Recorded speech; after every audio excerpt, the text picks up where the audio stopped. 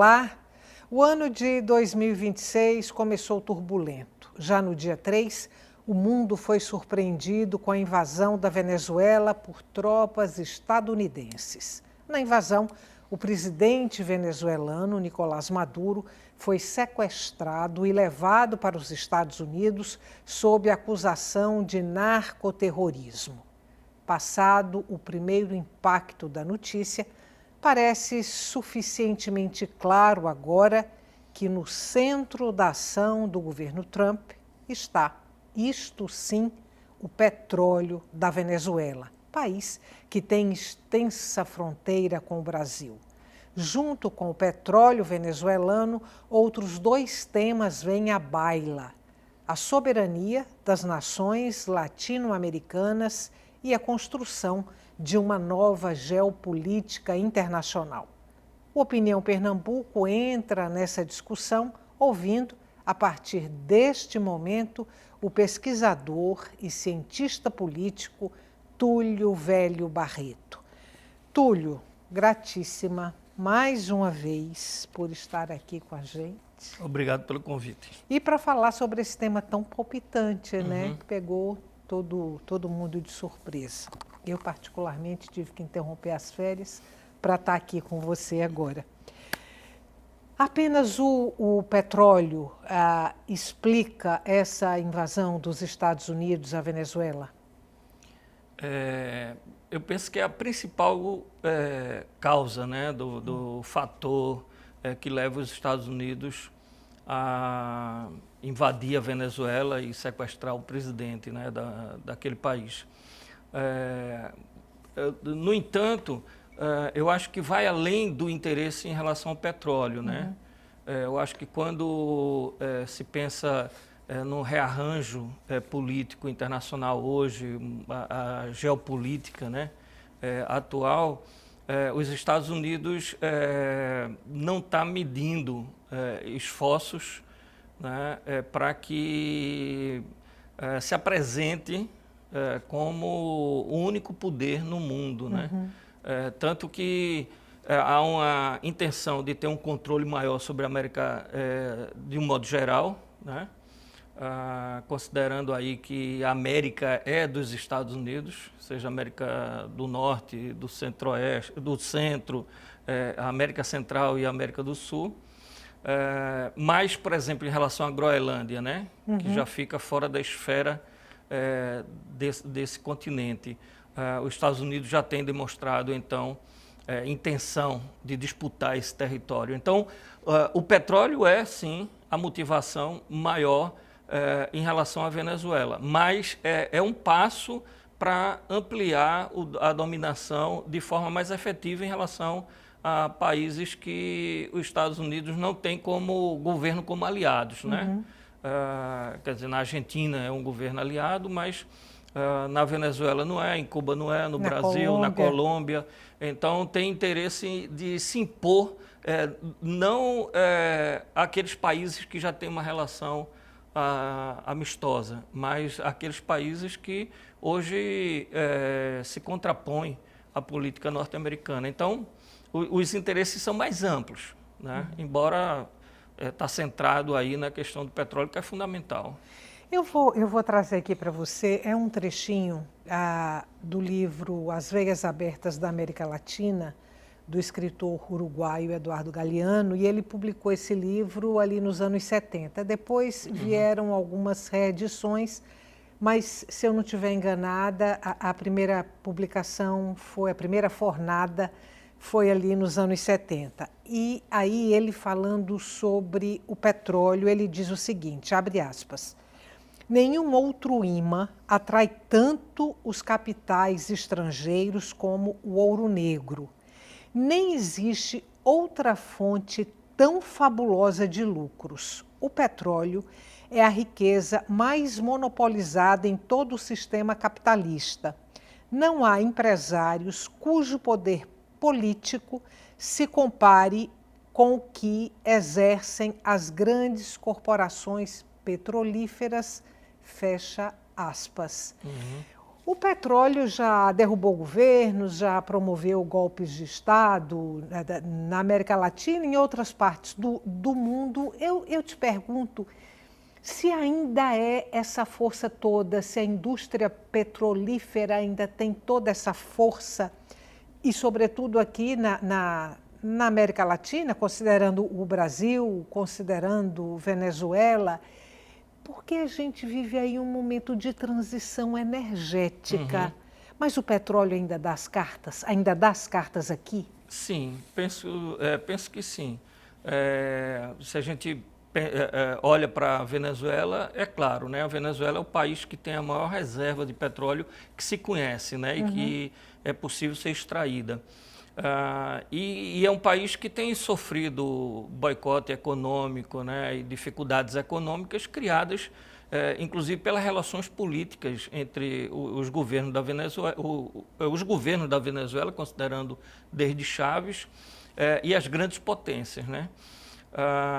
Então, o petróleo ainda né, ou talvez seja ainda mais importante porque a gente sabe que é uma riqueza findável, né? Quer dizer, ela é esgotável. E se você tem grandes reservas ainda, a exploração dessas reservas se torna uma coisa muito importante. É relevante a gente lembrar que na véspera do golpe contra Dilma Rousseff, durante o período do governo Lula, se descobriu o pré-sal. Né? E que, claro que isso atraiu a atenção do mundo. E há denúncias, inclusive, aquelas denúncias de vigilância sobre a movimentação de Dilma Rousseff, escuta telefônica, etc. Ela foi espionada, né, pelos Estados Unidos. E era em função do petróleo, quer dizer, dessa reserva do pré-sal. Só que a Venezuela tem perante o mundo uma situação mais vulnerável, né, do ponto de vista das acusações contra Chávez, contra Maduro, diferentemente do Brasil. Então, o Brasil, para você estabelecer uma razão para fazer uma invasão no Brasil, é muito mais remota essa possibilidade do que na Venezuela, do que seria em Cuba ou será em Cuba, a gente não sabe. A Venezuela estava mais exposta, mas se articulou um golpe também no Brasil, diferentemente. Não se sequestrou a presidenta da República, mas se fez um golpe aqui. Então, isso demonstra que o petróleo, né, e as reservas petrolíferas chamam a atenção. Aqueles países que têm grandes reservas chamam a atenção, sobretudo os Estados Unidos. Né, por causa da proximidade. A Venezuela está ali muito próxima aos Estados Unidos, né? E o Brasil faz parte desse contexto, vamos dizer, que os Estados Unidos quer manter a sua influência, né? Como é que você avalia até aqui as reações internacionais à invasão da Venezuela pelos Estados Unidos? Então, num primeiro momento, houve um silêncio ou um apoio, né? Um apoio crítico, mas havia um sentimento mais favorável à ação dos Estados Unidos em função do desgaste mesmo do governo Maduro e das relações da Venezuela com... bom, esses são os interesses internacionais, com a China, com Cuba, né? Mas, com o passar do tempo, quer dizer, se analisando melhor, né, quais os interesses que os Estados Unidos têm por trás disso, quer dizer, uma expansão e uma dominação, vamos dizer, completa na América, o quanto isso vai empoderar os Estados Unidos para ter ações mais, vamos dizer, afoitas, né, mais duras em relação a outros continentes. Né? A questão da Groenlândia está colocada já no horizonte. E isso resulta de não ter um freio em relação à postura dos Estados Unidos em relação à Venezuela.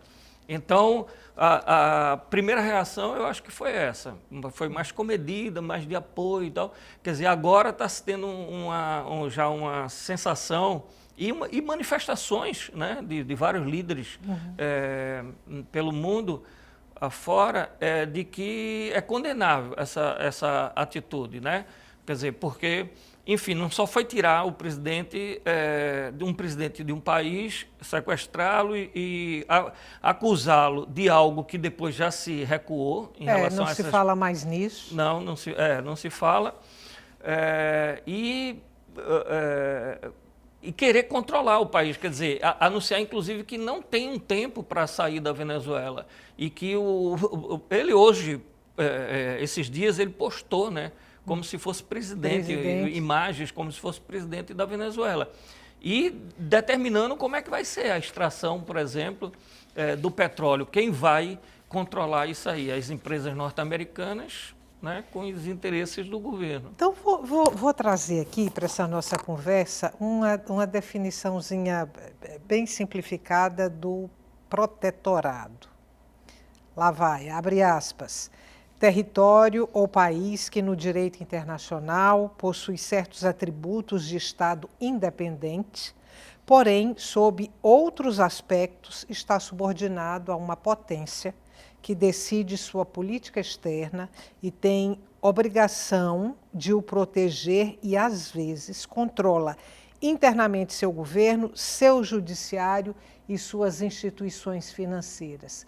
O que os Estados Unidos pretendem é transformar a Venezuela num protetorado? É algo dessa natureza, né? E aposta no caos, né? O que pode vir a ocorrer na Venezuela se fala, e eu concordo com isso, quer dizer, que possa vir a acontecer na Venezuela o que aconteceu, por exemplo, no Iraque. Sim. Né? Guerras internas, quer dizer, uma guerra civil não é algo descartável que venha a ocorrer na Venezuela, quer dizer, que venha a justificar ainda mais, né, uma ação dos Estados Unidos, uma intervenção muito mais concreta do que a gente já está vendo. Aí tem outro ponto. Se isso acontece, porque está no radar, né, a ocorrência aí de uma guerra civil na Venezuela, o cenário lá é muito indefinido, Sim. Né, ninguém consegue entender direito o que está acontecendo.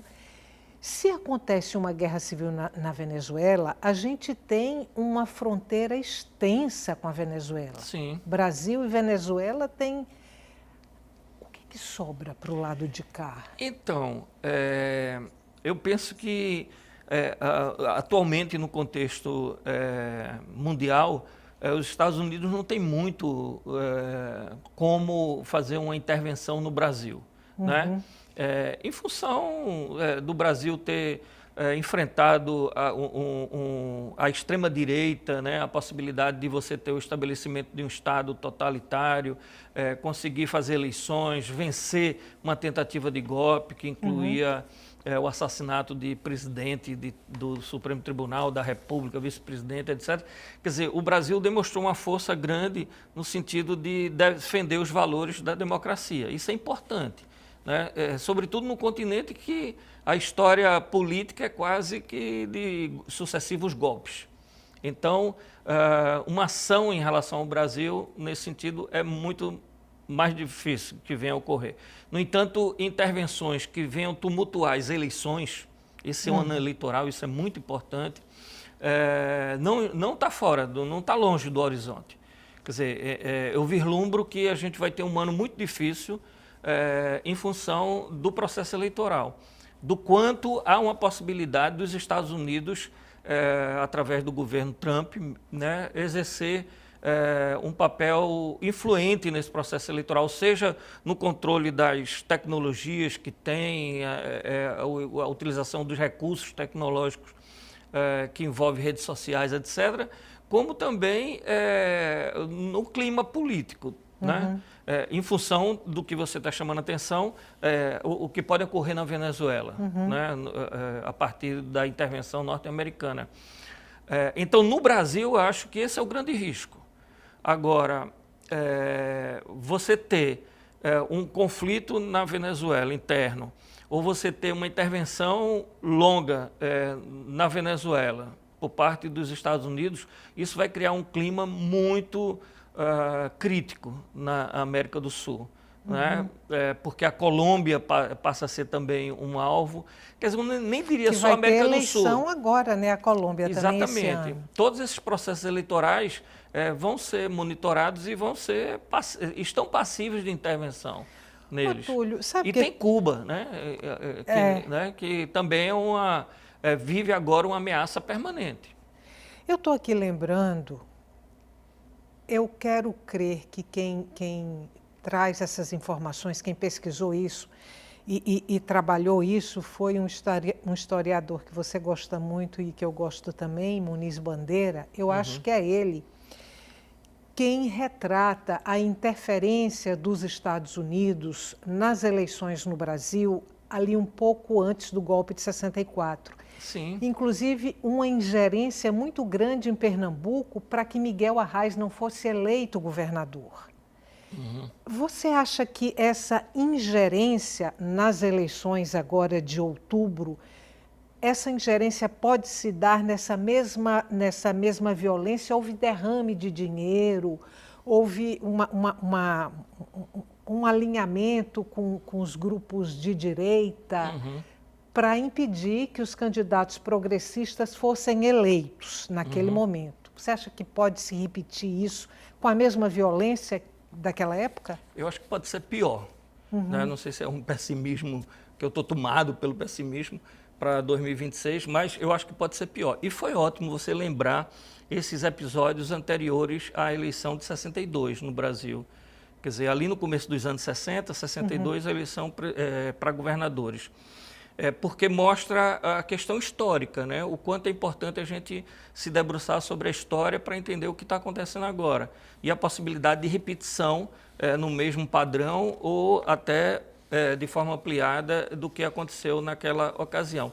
Sim, naquele momento os Estados Unidos jogou pesado né? Nas eleições estaduais para eleger não só governadores alinhados com a política dos Estados Unidos, como também bancadas, né? Foram financiadas, ou depois houve CPIs né? Para apurar a participação do governo norte-americano. Aqui existiam, no consulado norte-americano, tinha uma quantidade enorme de adidos no consulado que era monitorando o que acontecia em Pernambuco, né? No Nordeste, particularmente em Pernambuco. Então, a diferença hoje, que eu acho que é pior ainda, é porque tem as tecnologias que permitem você agir de forma muito mais ampla, né? E com resultados, vamos dizer, muito mais imediatos, né? Através das redes sociais, as fake news, né? Tudo isso. Então, que também isso implica em aportar uma grande quantidade de recursos financeiros, mas que talvez não apareçam tanto, né? Porque você está financiando tecnologia, está escondendo os recursos, o efeito a tecnologia que vai provocar. Então, estamos correndo o risco né, de vivenciar uma intervenção, entre aspas, no processo eleitoral, neste ano para garantir que tenha um governo favorável aos Estados Unidos. Talvez não alinhado, por exemplo, com a família Bolsonaro, que seja da extrema-direita, ou que não tenha essa trajetória, mas alguém que possa defender os interesses dos Estados Unidos. Até porque existe um apoio né, explícito que vem não só da família de Bolsonaro, mas de figuras políticas importantes, governador de São Paulo, governador de Minas Gerais, políticos né, que estão atuando no país, não esses que fugiram, né, mas os que estão atuando no país. E tem estados onde está cada vez mais crescendo né, esse apoio aos Estados Unidos e uma postura de dar as costas para o Brasil. Né? Me referindo aos estados do Sul, por exemplo, Santa Catarina em particular. Quer dizer, existe um caldo né, que foi trazido e que contaminou né, bastante. Você sabe o que eu estou... Vou dar uma devagada aqui. O que eu estou lembrando de um texto que tinha num livro ali da adolescência, alguma coisa que eu li na escola, eu não lembro o autor, mas que falava assim: veja o sangue no ar. E há poetas míopes que pensam ser o arrebol. Eu estou aqui me perguntando se não tem aí uma corrente política, até pelas manifestações que foram feitas em relação à Venezuela, se não tem uma corrente, se não tem grupos políticos no Brasil que estão enxergando um arrebol onde, na verdade, há sangue. Uhum. Ah, sim, claro. Os Estados Unidos, o caso da Venezuela reforça essa ideia. As lideranças golpistas em países como no Brasil consideram que, se aliando com os Estados Unidos e tendo uma quebra da ordem democrática, com intervenção, etc., eles vão ser os maiores beneficiados. Os políticos. Evidentemente que a burguesia, os agentes econômicos e tal, esses são os grandes favorecidos. Mas os políticos não necessariamente. Se a gente olha também para a história, né, vê 64, você tinha 3 governadores em 3 estados importantíssimos, né, São Paulo, Minas Gerais e a Guanabara, naquela ocasião, e que tinham intenção de serem presidente da República após intervenção militar. Achava que a intervenção militar ia ser para tirar Jango e toda a herança getulista, o PTB, etc., o Partido Socialista Brasileiro, de cena, e eles viriam a ocupar esses cargos. E foram caçados, né? Carlos Lacerda foi caçado.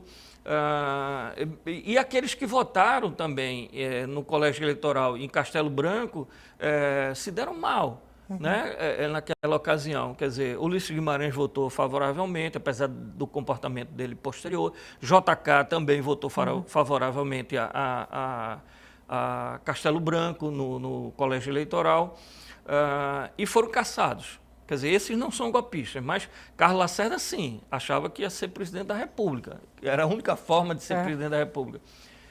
E foram alijados, né? Adhemar de Barros foi caçado por corrupção, né? Tinha pretensões. Magalhães Pinto ainda ocupou um espaço e prosperou. Mas dos 3, 2 se deram muito mal.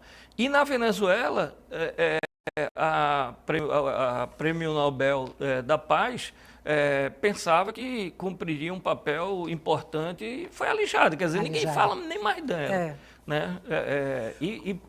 E cumpriu o papel ridículo de querer dividir com Trump ou entregar Trump o prêmio, certamente pensando que aquilo ali ia credenciá-la a ter um papel relevante nesse momento. E não tem nenhum. Quer dizer, e no caso de Trump, que além de ser, assim, ter um traço mesmo fascista e tudo, é um psicopata, né?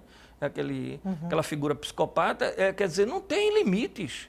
Não tem limites. Quer dizer, ele diz que o limite é a moral dele. Quer dizer, e a gente sabe que ele tem acusações de estupro, de pedofilia e tudo mais. Então, estamos mal. Se é a moral dele, como ele fala, que vai definir até onde ele pode ir, estamos muito mal.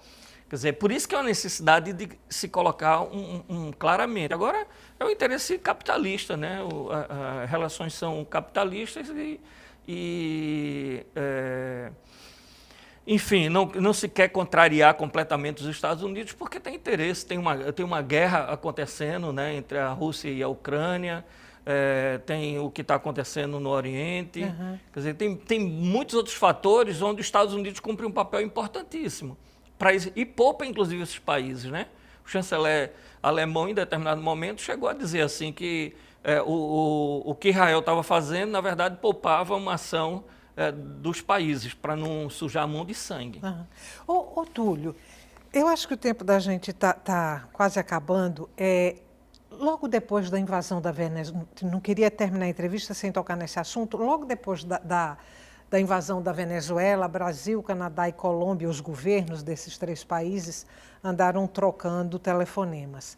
Na sequência veio o acordo do Mercosul com a União Europeia, finalmente, 25 anos depois de iniciadas as tratativas, esse acordo se firma. Você acha que já é uma reação direta ao modus operandi de Donald Trump? Sim, eu estava falando e estava pensando nisso, né?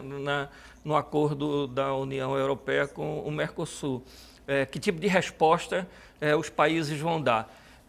Eu tinha pensado, Stella, que o tarifaço de Trump era no sentido de estabelecer uma nova geopolítica, uma certa arrumação, sem fazer guerra. Né? Já que eu não posso fazer uma guerra e envolver, por exemplo, China e outros países na Europa e tal, então eu vou fazer um novo arranjo através do estabelecimento do tarifaço. Depois fiquei achando que talvez não, mas quem sabe se não foi essa a intenção, né, de fazer o rearranjo a partir de um tarifaço. E não resultou em muita coisa, né, porque a China é uma potência né, enorme. A União Europeia tem como dar determinadas respostas também. Tem outras relações que são relações mais horizontais, né, que não dependem tanto dos Estados Unidos, que é, sem dúvida, a grande potência depois do fim da Guerra Fria, que se estabeleceu como praticamente única. Então, como isso não parece ter vingado, né, vamos então invadir a Venezuela, como se fosse uma brincadeira, aquele jogo War, né? Não deu por aqui, aquela coisa que eu estava tentando, eu vou por aqui. Quer dizer, então eu acho que é uma forma de responder. Eu não tenho como responder cortando relações ou confrontando os Estados Unidos, mas eu tento fazer com que tenha uma demonstração de que existem outras formas de estabelecer as relações entre os países, sejam comerciais, sejam políticas. Vou perguntar aqui para Ricardo se eu tenho tempo para uma última pergunta. 30 segundos, para mim e para você. Tá certo. Olha só, estava conversando informalmente um dia desse com uma amiga e que me disse o seguinte, que Donald Trump talvez seja o sinal mais evidente da decadência dos Estados Unidos enquanto império. Sim. E que nenhum império cai sem antes ir para a guerra. É isso, na sua opinião? O Muniz Bandeira, você fez uma referência a ele, né? Eu acho que o livro é Império Americano, alguma coisa assim. Um livro enorme dele. Ele fala exatamente isso. Quer dizer, parece que antecede, se você olhar os grandes impérios, né? Que o mundo conheceu, parece que antecede a derrocada final desses grandes impérios, uma guerra, né? Um envolvimento dele em guerras. Então, isso a gente pode pensar que vem acontecer. Claro que quando a gente olha assim, isso não é algo para 1 ano, 2 anos, né? Roma, 300 anos, né? O poderio. Então, é algo que tem desdobramentos e talvez nossas gerações não acompanhem essa derrocada, mas torna mais vulnerável, né? E a possibilidade de envolvimento em guerras mais amplas, inclusive próximas, deixa mais vulnerável. Muito obrigada. Eu que agradeço. Volte sempre. Quando eu voltar das férias, agora de novo, você vem novamente para a gente continuar essa conversa, tá bom? Tá ótimo. Para você que ficou com a gente até agora, muito obrigada. Até o nosso próximo encontro.